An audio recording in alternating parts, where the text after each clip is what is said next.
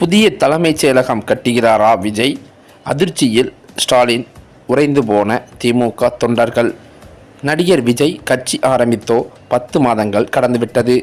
அண்மையில் விக்கிரவாண்டியில் மாநாடு கூட நடத்தி படைபலத்தை காட்டி கொள்கை பிரகடனம் செய்த விஜயோ தற்போது தனது கடைசி படத்தை நடித்து முடிப்பதில் மும்முரமாக இருக்கிறார்.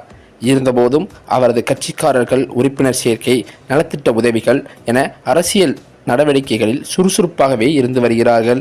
பிப்ரவரி மாதத்தில் மாவட்ட பொறுப்பாளர்களை அறிவிப்பதற்கான வேலைகளில் தீவிரமாகவும் இருக்கிறார் கட்சியின் பொதுச் செயலாளர் புஷி ஆனந்த்.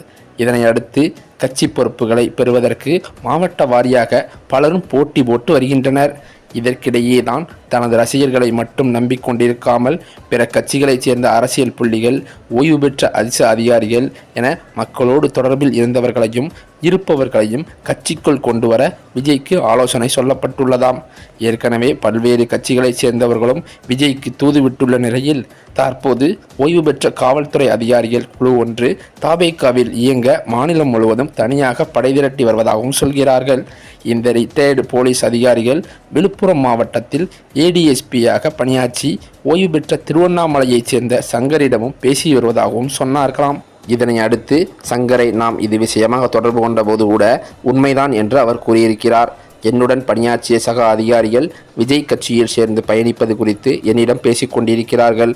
ஆனால் விஜய் தரப்பிலிருந்து இன்னும் எனக்கு அதிகாரப்பூர்வ அழைப்பு எதுவும் வரவில்லை. அப்படி அழைப்பு வந்தால் விஜயை கட்டாயம் சந்திப்பேன்.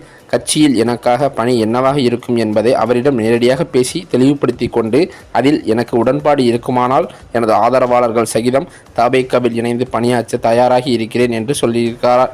ஆக மொத்தம் பார்த்தால் ஆளும் கட்சியாக இருக்கும்போது ஒரு முதலமைச்சருக்கு தேவையான IAS அதிகாரிகள், காவல் அதிகாரிகள் அவர்களை முன்கூட்டியே தாவேகா சார்பில் விஜய் கட்சியில் இணைத்து வருகிறார். குறிப்பாக பார்த்தால் தனி அரசாங்கம் இயங்குவது போல் தன்னுடைய செயல்பாடுகளையும் அவர் உருவாக்கி வருகிறார் என்றே சொல்லலாம்.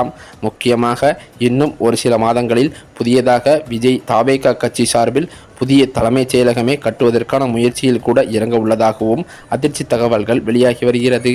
இந்த தகவலானது தற்போது திமுகவின் முக்கிய தலைகளையும் ஏன் முதலமைச்சர் ஸ்டாலின் அவர்களையுமே பேரதிர்ச்சியில்தான் ஆழ்த்தியுள்ளதாம். ஆக மொத்தம் பார்த்தால் தாவேகாவானது தமிழகத்தை முழுவதுமாக சூழ்ந்துவிடும் என்றே அரசியல் வட்டாரத்தில் பேச்சுக்களும் அடிபடுகிறது.